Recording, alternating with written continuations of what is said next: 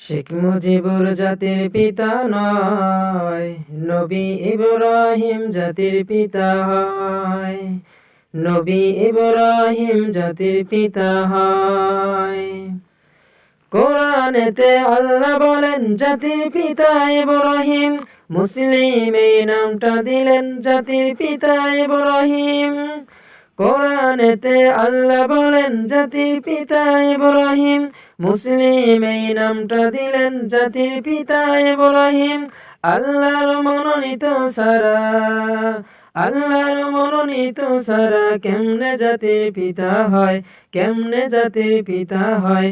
শেখ মুজিবুর জাতির পিতা নয় ভাই রে, শেখ মুজিবুর জাতির পিতা নয়।